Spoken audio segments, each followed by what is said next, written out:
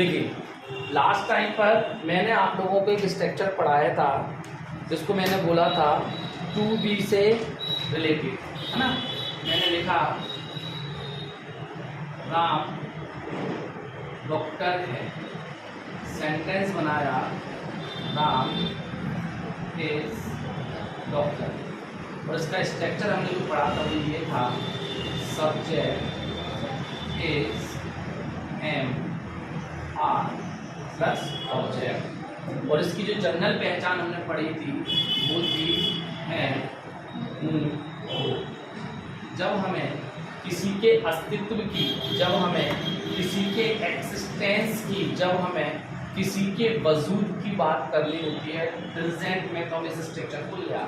बहुत सरल सा, प्यारा सा, स्वीट सा हमारे पास स्ट्रक्चर है, ठीक है हम वो सब्जेक्ट इज हमारा ऑब्जेक्ट, राम डॉक्टर है, Ram is doctor. Favourite structure, favourite sentence है टीचर्स का, हम बचपन से पढ़ते आते हैं स्ट्रक्चर को, आप बचपन से पढ़ते आते हैं। जब टीचर आपको क्लास में देता है ना 4 लाइन की कॉपी में लिखकर दिस इज माय बेड, तो यही स्ट्रक्चर होता है। My father name is, my mother name is, तो यही सेंटेंस होता है। सब्जेक्ट इज हमारा ऑब्जेक्ट। अब मैं डॉक्टर हूं, कल मैंने आपको सारे हेल्पिंग वर्ब के बारे में बताया था।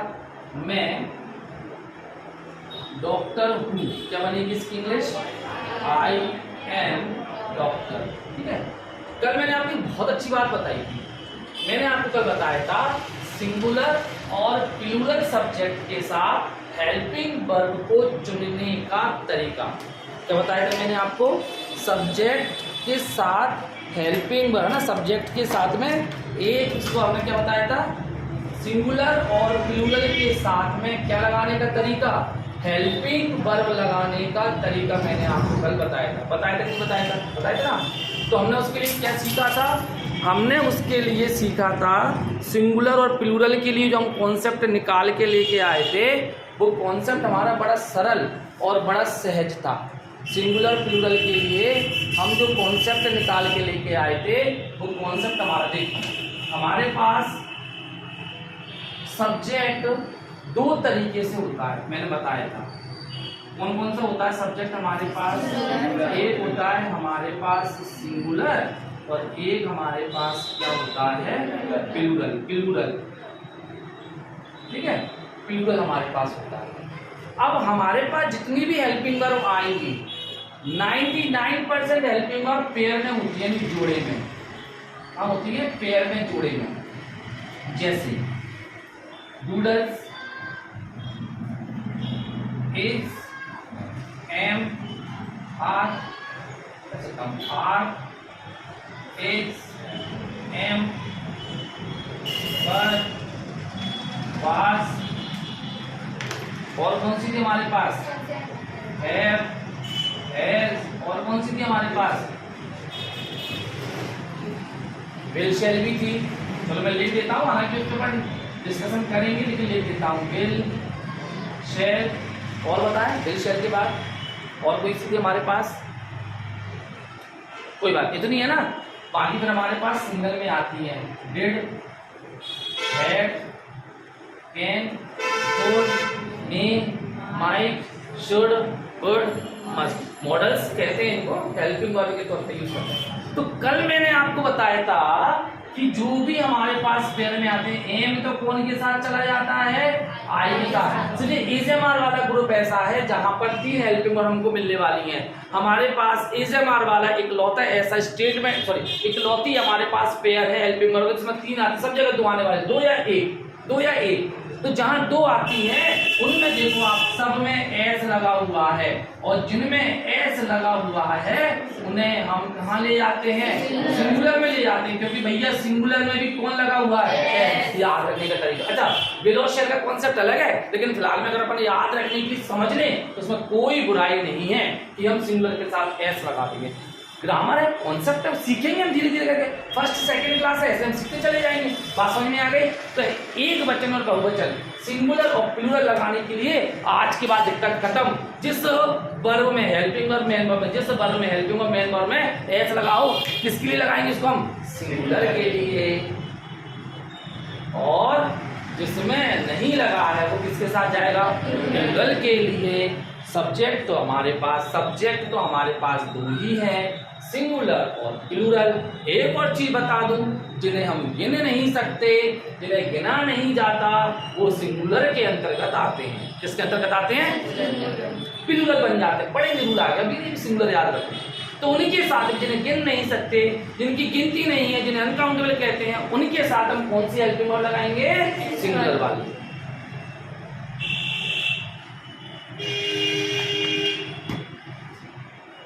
आज मैं जो स्ट्रक्चर लेके आया हूँ ना, बड़ा धमाकेदार स्ट्रक्चर लेके आया हूँ, बहुत शानदार, बहुत अच्छे तरीके।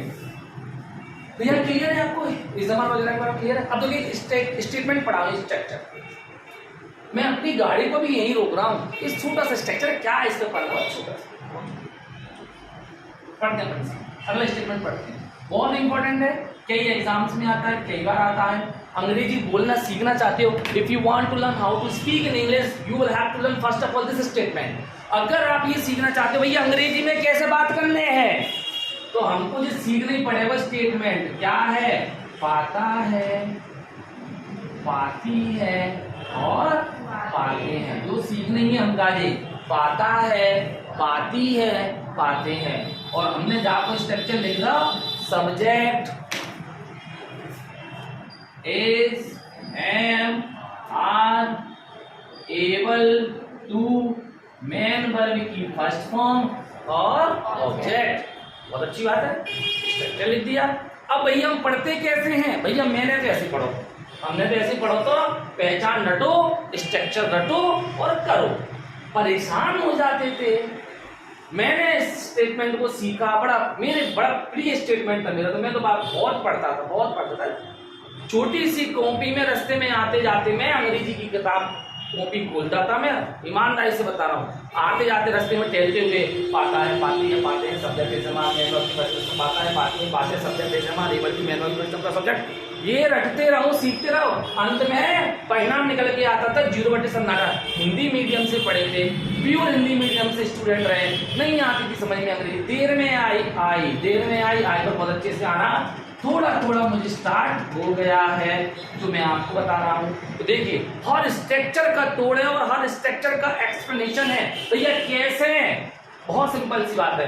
अब हम ये कहेंगे कि हमको जो स्ट्रक्चर यूज करना है, तो सिखाएंगे क्या हमको और सीखेंगे क्या हम? जिस वाक्य के अंत में पाता है, पाती है, पाते हैं शब्द आ जाए, जिस वाक्य के अंत में पाता है, पाती है, पाते हैं शब्द आ जाए, जोन जगह जो शब्द मिले, बोन जगह subject is able to, main verb की फर्स्ट फॉर्म लगा दो। मैंने सेंटेंस लिख दिया, मैं क्रिकेट खेल पाता हूं, मैं क्रिकेट खेल पाता हूं। क्या बनेगा? आई एम एबल टू, खेलने के लिए, प्ले क्रिकेट। पर भैया एक सवाल मेरे दिमाग में उठा, मेरे दिमाग लगा, बोर्ड पे तो हमने लिख दो पाता है, खेल पाता है, दौड़ पाता है, चल पाता है, जो भी है ना, पाता हमने लिख दिया। लेकिन मुझे एक चीज बताओ, सुबह से लेके शाम तक जरा सोचो, जो मेरी वीडियो देखे वो भी सोचो,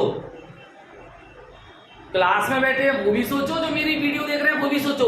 सुबह से लेके शाम तक में 10 सेंटेंस मुझे बता दो पाता पाती के साथ में बोल के। सोच लो, दिमाग में ले आओ, आता है क्या, आता है क्या, पाता है क्या? सोचो। मेरे हिसाब से कुछ ही लोगों के दिमाग में आएगा, और वो जबरदस्ती का बनाना होगा। जैसे मैंने ये बनाया, जबरदस्ती का है जी। मैं खेल पाता हूँ, बोलते हैं मैं खेल पाता हूँ, मैं कंप्यूटर चला पाता हूँ, बोलते हैं। तो फिर प्रॉब्लम कहाँ पे? प्रॉब्लम है हमको स्ट्रक्चर को समझना है, ना कि हमको पहचान। Because we are learning English, we are learning English, तो why we are focusing on the identification of the statement. Why you are not focusing on statement? Statement में फोकस क्यों नहीं कर रहे, क्यों इस पे जा रहे हो? ये स्टेटमेंट हमको पता होना चाहिए. Where, what is the situation to use the word, where the situation to use this statement. कौन सी परिस्थिति में हम कार्य जो यूज करने हैं, जो पता चलेगा अंग्रेजी आ गई, नहीं पता चलो नहीं आ. तो ये देखो हम क्या करने वाले हैं. देखो जो है हमें हेल्पिंग वर्ब, अच्छी बात है, हम जानते हैं कार्य तो प्रेजेंट में है.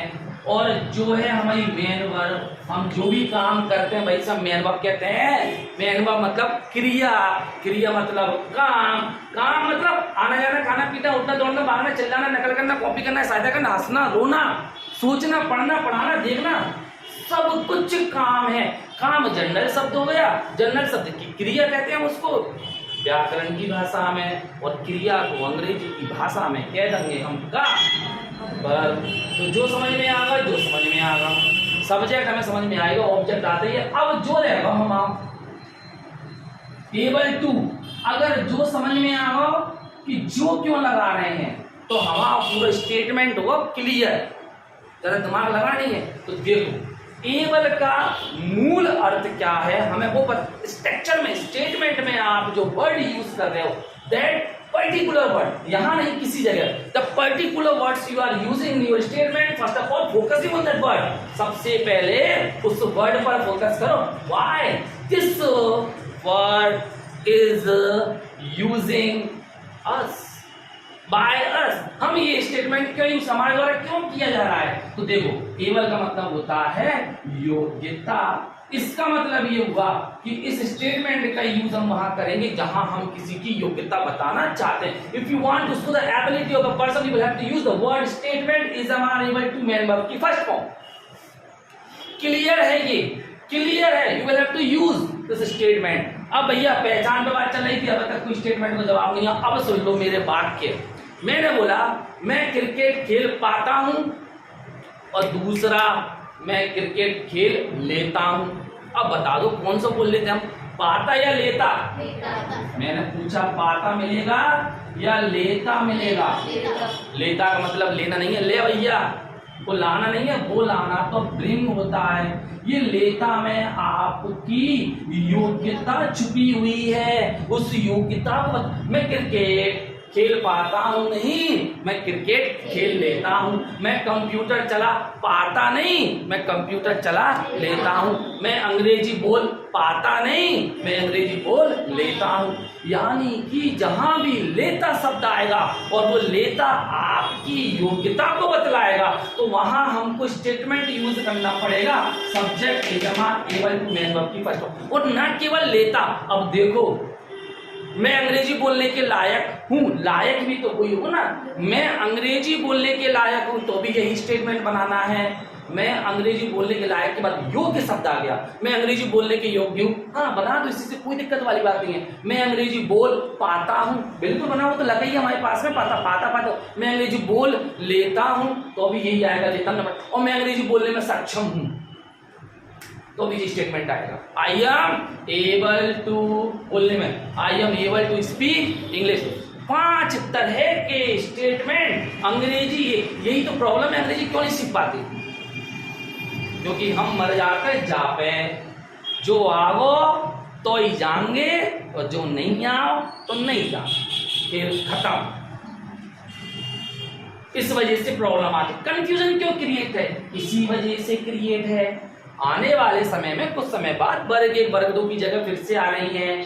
मैं सभी से अनुरोध करूंगा जिनको भी अंग्रेजी में समस्या है, अगर मैं आपको लगता है कुछ कर पा रहा हूं तो प्लीज मुझे सपोर्ट करें, मुझे सहयोग करें, मैं आपके साथ खड़ा हूं. वर्ग 1 और वर्ग 2 दोनों के बैच स्टार्ट होंगे, दोनों के बैच पढ़ाऊंगा. टोटल फ्री है. ऑनलाइन क्लासेस हैं, ऑफलाइन क्लासेस है, कोई चार्ज नहीं है. सीखो, पढ़ो और आगे बढ़ो. किसको लगता है आवश्यकता है, किसी को लगता है सीखना चाहिए, तो बिल्कुल आप आइए, सीखिए, कोई दिक्कत नहीं. मैं सोनू खत्री, उच्च माध्यमिक शिक्षक, विषय अंग्रेजी से हूं. आप लोगों के लिए टोटल फ्री क्लासेस हैं. इंग्लिश ग्रामर की, कॉम्पिटिटिव इंग्लिश की, वोकैब, प्रैक्टिस, हर टॉपिक के हमारे पास लगभग 2 से 2,500 एग्जाम्पल्स हैं. ईश्वर से मेरी ये प्रार्थना, उन एग्जाम्पल से बाहर जाना थोड़ा सा मुश्किल था। हर टॉपिक, हर एक स्ट्रक्चर को मैं एक्सप्लेन करके पढ़ेंगे, ताकि एक बार सीखना है, बार बार नहीं सीखना है। आज हम सीखते हैं, 3 महीने के बाद पता चलता भूल गए, फिर सीखते हैं 3 महीने के बाद, फिर पता चलता, फिर अरे कब तक सीखते रहेंगे। बंद करो सीखना, सीखना बंद मत करो। मैंने गलती से एक वर्ड बोला, अभी तक आप सिर्फ पढ़ रहे हो, सीख नहीं रहे। मैं आपको पढ़ा नहीं रहा, मैं आपको सिखा रहा हूं। तो प्लीज सभी से अनुरोध है, अपना भविष्य बनाएं। तो मैंने आपको बताया 5 तरह की पहचान में हम इस स्टेटमेंट का यूज